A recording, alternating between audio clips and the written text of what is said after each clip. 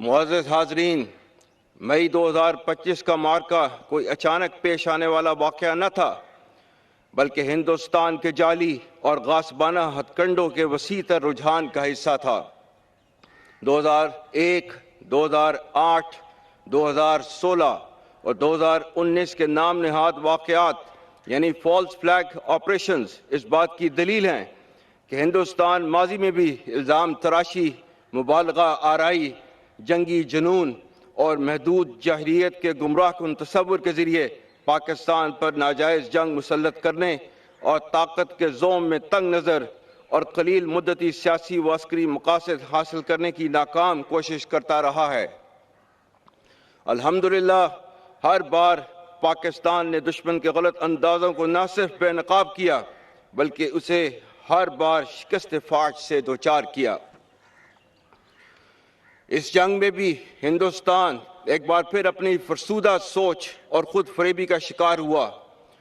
قوم کی امنگوں کے عین مطابق اس بار جواب مارکہ حق آپریشن بنیان مرصوص کی صورت میں دیا گیا، جس کا مقصد دشمن کی اس روش کو ہمیشہ کے لیے بے نقاب اور ناکام کرنا تھا جس کے تحت وہ اپنی داخلی ناکامیوں سے توجہ ہٹانے کے لیے ہر خود کردہ واقعے کا الزام وطن عزیز پاکستان پر لگا کر جنگی ہیجان پیدا کرتا رہا ہے۔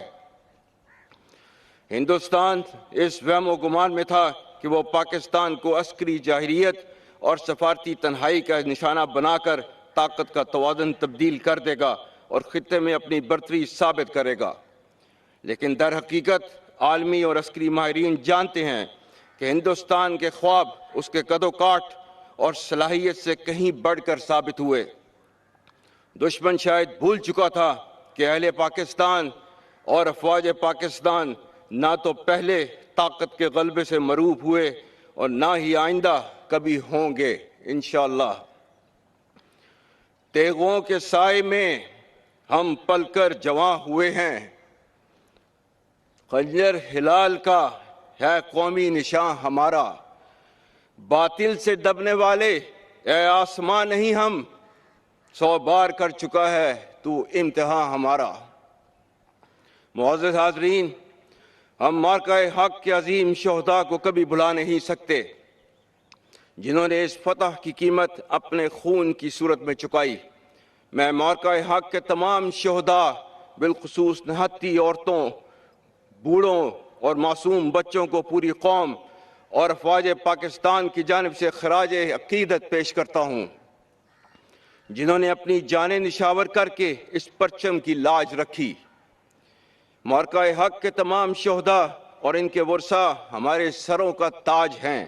آپ کی قربانیاں ہماری آزادی کی ضامن اور ہم پر دائماً قرض ہیں۔ میں ان تمام غازیوں کو بھی قوم اور سپاہ پاکستان کی جانب سے سلام پیش کرتا ہوں، جنہوں نے میدان جنگ میں شجاعت کی وہ تاریخ رقم کی کہ جس پر آنے والی نسلیں ہمیشہ ناز کریں گی۔ ہم اپنے شہداء کی قربانی کو امانت، اپنی طاقت کو ذمہ داری اور اپنی کامیابی کو خدائے بزرگ و برتر کا احسان سمجھتے ہیں۔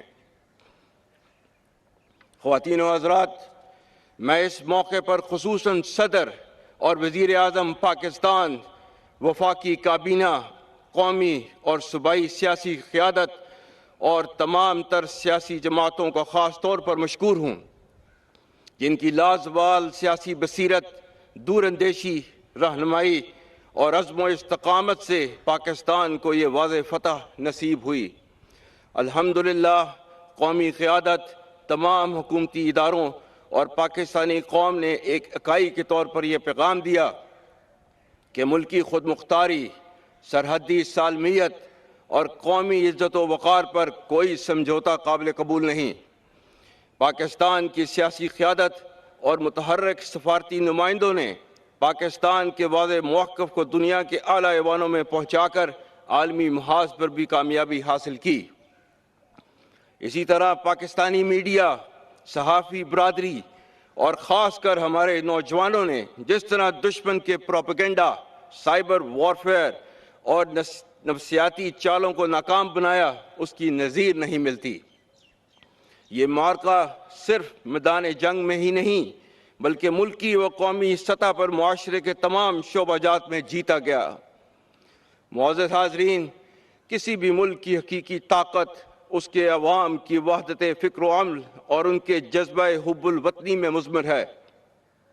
معرکہ حق کی طاقتور جوہد وہ ہمہ گیر قومی اتفاق تھا جس کا مظاہرہ پاکستان کے عوام نے کیا۔ جب جنگ کے بادل منڈلائے تو ہم نے دیکھا کہ ہر فکری اور انفرادی شناخت پاکستانیت کے جست واحد میں ڈھل گئی۔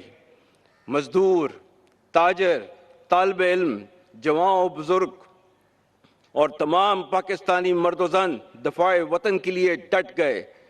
ہماری آنکھوں میں وہ منظر تازہ ہے جب ہندوستان سے داغے گئے ہتھیار پاک سرزمین پر گرے تو وہ عوام کا جمع غفیر ملک کے دفاع کے لیے امڈ آیا۔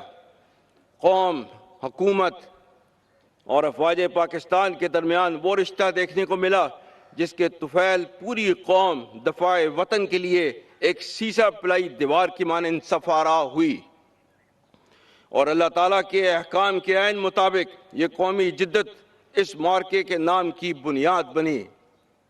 ان اللہ یحب الذین یقاتلون فی سبیلہ صفا کانہم بنیان مرصوص۔ بے شک اللہ ان لوگوں سے محبت کرتا ہے جو اس کی راہ میں صف بستہ ہو کر لڑتے ہیں، گویا وہ ایک سیسا پلائی ہوئی دیوار ہوں۔ خواتین و حضرات، اس معرکہ میں افواج پاکستان نے نہ صرف حملہ آور دشمن کو اس کے تصور سے بڑھ کر ہزیمت بچائی، بلکہ ہماری بری، بحری اور فضائی افواج کی پیشہ ورانہ مہارت اور اعلیٰ جنگی حکمت عملی نے دشمن کو پسپائی پر مجبور کیا۔